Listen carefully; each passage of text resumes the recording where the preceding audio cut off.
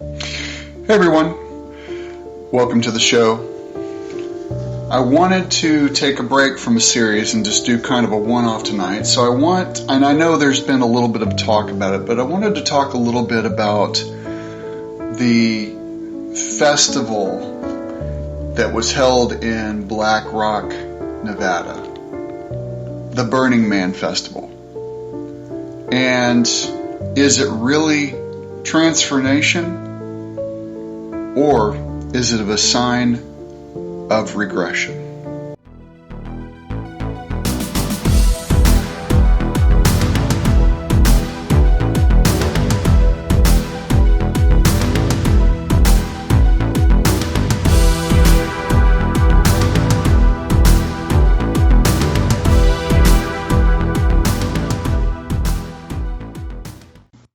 Alright, so we're talking about the Festival of Black Rock. We're talking about the Burning Man. Now, it's been several weeks now since this is wrapped up, and to coin what it is, it is a festival that is located in Black Rock City.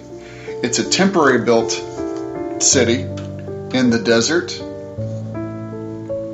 It is located in Nevada, and it is meant to be a celebration of creativity, self-expression, and self-realization. And it culminates by a burning of a massive wooden effigy called the Burning Man to symbolize, I guess, like letting things go and allowing yourself to change into who you're supposed to be. Like you're burning off the old you, and you're gonna be a new you. And this is a big event. There's usually over 70,000 people that come from around the world to this festival. So, first and foremost, why the desert? Well, one, it's out in the middle of nowhere. They can do what they want, and they're not hurting nobody. They can make as much noise as they want and don't have to worry about sound ordinances. Why Nevada? Because Nevada has pretty lenient laws regarding prostitution and gambling and a variety of things. So pretty much, in a nutshell, they can be carnal if they want to, and there's not really any limits. So I find it really interesting because the thing about this is it's all about self-expression, this Burning Man Festival. Now, some key elements. One of the main attractions in there is the orgy tent, where everybody can go have sex with each other and whomever they want. This, I guess, could be a gateway into experiencing or experimenting into your sexuality to make sure that you are following the right sexuality. There's lots of art, and that can, you can experience this and try to express yourself through your art. And music. Music is also a common way of expressing yourself and self-expression of your playing ability and musical composition ability. And then, like I said, and then at the end of all this self-discovery, you can burn off the new you through this effigy that they burn. So, first and foremost, one, this is a very carnal experience. So, it's basically taking you down to your primal animalistic nature in a lot of respects. It's almost like you don't have to follow any moral guidelines. At this last festival, a man was murdered. And then the orgy tent fell apart due to some mysterious winds and bad weather. It's looked to me like it was pretty insane from the news reports with the weather and the rain making it a huge mud pit. I'm sure it was pretty unsanitary, just given the circumstances. A lot of times, this isn't something new to American society, though. This is a peace, love, and be who you are event. We had Woodstock, back in the 70s, and we tried to recreate that in various other times. But here's the problem: is these festivals have gotten worse. They're pretty barbaric. There's a lot of debauchery, a lot of drug use, and yes, you have people experimenting with sexual practice, but there's a lot of rapes here too. I mean, I watched the last Woodstock that they had, the documentary on it, and I was really sad to hear some of the things that were going on. It wasn't great. It was very. If I was a peace-loving person, I'd kind of be a little scared with this, because there is no rule of law, and really, it's gone backwards. Now, origins of this are kind of interesting. The burning of an effigy actually dates back to Julius Caesar. Now that is kind of interesting, because now you're going back to Rome. And what it was used for, it was called the Wicker Man. It traces back to Celtic rituals. So, I mean, actually, it traces back further than Julius Caesar. But this issue with Julius Caesar is kind of interesting, because Julius Caesar wrote about it. But this was a sacrifice to an offering to gods, and it was filled with people, living people that were burned, often criminals. So you got a wicker man that you're burning basically to the gods. There may be great symbolism in it, but ultimately it is emulating a religious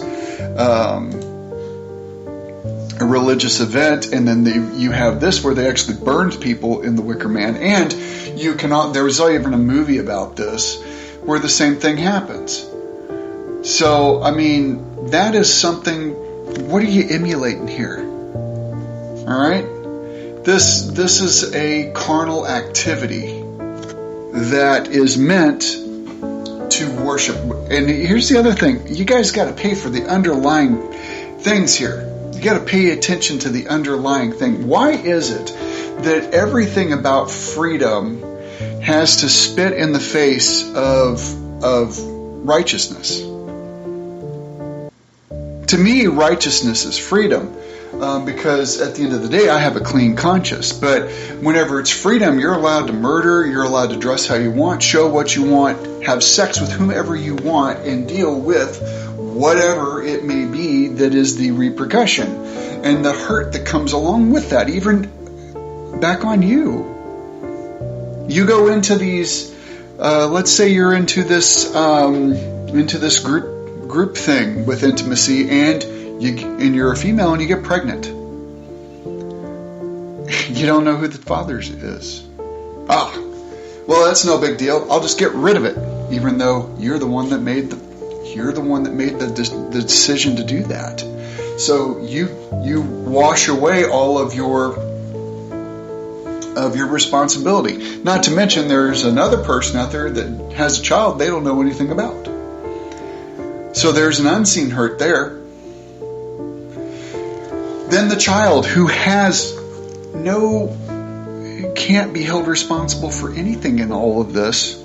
If you raise it, then it's going to have an uncertain beginning. It's not going to have a complete knowledge of who its parents are completely. Or the flip side is, I'm going to release my responsibility as a life giver, and I'm going to get rid of it. Just murder the child. It's going to inconvenience my life. Then there is the moral side of that for even the woman that is deciding to do this, because years later, there's usually regret. If they become a mom, there's usually regret. So that's just not a good way to be. Not to mention that some of this is not consensual. A lot of it is with drugs, and you don't even know what you're doing. And then there's the shame afterwards. Everybody feels this kind of shame. You know, whenever we say it in popular culture. Oh, it's the walk of shame. You slept with somebody you shouldn't have. Or you got drunk and you made a mistake. We call it a walk of shame for a reason. This isn't self-discovery. This is just outright rebellion against God, because we want to do what we want to do, when we want, how we want. You know, we just don't care. Live in the now. Don't think about the repercussions. That is what the Bible calls us to do, is to think about the repercussions. But we don't look at it that way. We look at it as somebody telling us what to do. You know, another problem I have here is the pride parades.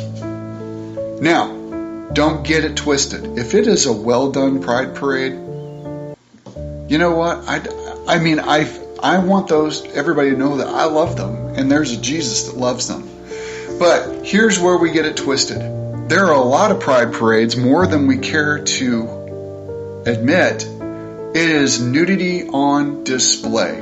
You mean to tell me that in this parade, you got to basically show all your goods to everybody, walk around as scantily clad as possible, and it's always revolved around lots and lots of drinking and lots of after parties and lots of debauchery. Lots and lots of celebrating that I'm going to sleep with who I want. Not to mention, children go to these parades, and you're showing them something that they really probably are not meant to see. And it spreads it through the culture, because they're not mature enough to see this yet. They're going to see it, but parents, they don't think about it. They take their kids to these things. We are losing our innocence to our children because of our own doing. And then we wonder why there's an uptick in depression, suicide, drug abuse, homelessness, and overall uncertainty amongst people. You know, and you think, I get that some things happen to people that are homeless because they had no control. But a lot of it is mental illness. A lot of it is substance abuse that causes the homelessness. You know, there's always an underlying cause. We just don't like to talk about it. We don't like to point it out, because we want to be enablers of the issue rather than say what's really causing it. And because you call it out, well, now you are you're not a good person, you're a bigot, or you're backwards, or whatnot. That's what happens for anybody that says, hey, this is a little bit goofy. And it's our nature to want to follow the crowd, whatever's most popular at the time. That's what happens. You know, they did a study, it's called the elevator study, where they had an individual go in and just kind of go up and down on an elevator. And what was happening is, most of us, whenever we are in an elevator, we face the door that's going to open so we can walk out of it, right? It's just what we do. This person stood purposely with their back to the door. Well, you know what happened is, eventually people, as they got in, they just started standing with their back to the door. That's kind of interesting, huh? Is that we want to be a part of the crowd. And that's why Jesus calls us to be a part. And it's easy to revert. You can see that the Israelites were just rescued from slavery in Egypt, and yet they reverted back to following old gods. In the Exodus, whenever Moses was gone for too long, writing the Ten Commandments, guess what? They pressured Aaron into making and fashioning them a god of metal so that they could dance and they could be debaucherous. You know, we see this time and time again. That's just the one that stands out to me. Look, what does the Bible say about this? In Deuteronomy 13:3, it says, "You shall not listen to the words of that prophet or dreamer of dreams, for the Lord your God is testing you to know whether you love the Lord your God with all your heart and with all your soul. What are these people organizing these things? They're false prophets. They're leading you astray. They're leading you astray. Jeremiah 14:14 says, the prophets are prophesying lies in my name. I have not sent them. They are prophesying to you false visions, divinations, idolatrous, and delusions of their own mind. That's what we're spreading through our influencers, and we're not seeking with this. And you're like, well, how does this tie into these festivals? What about the organizers? What are the people that are saying? Be your authentic self. Do as thou wilt. You know, come on, peeps. Galileans 1:6-9 says, Paul expressed shock that believers are turning to different gospels, which is not the true gospel at all. He warns that even an angel preaches a different message, even if an angel preaches a different message, it must be rejected. What are you doing in these visions that you see when you're taking ayahuasca or you're taking peyote or whatever? You're consulting spirits. They're going to lead you away from God. They're going to lead you away from the light because they're in the dark and they want you there with them. Misery loves company. Timothy 4:3-4. For the time is coming when people will not endure sound teaching, but have itching ears. They will accumulate for themselves teachers to suit their own passions. Matthew 7:15, beware of false prophets who come to you in sheep's clothing, but inwardly are ravenous wolves. Colossians 2:8, see to it that no one takes you captivity by philosophy or empty deceit, according to human traditions and not according to Christ. These are all telling you, big flag posts, stay away from this kind of stuff. It's leading you away from actual happiness in Jesus. You're looking for a counterfeit. You're looking to a counterfeit God who is whisking you away with all these things that you get right here, right now. It's not eternal. It's just living in the world for worldly things that are not eternal things. These things will wither and rot away.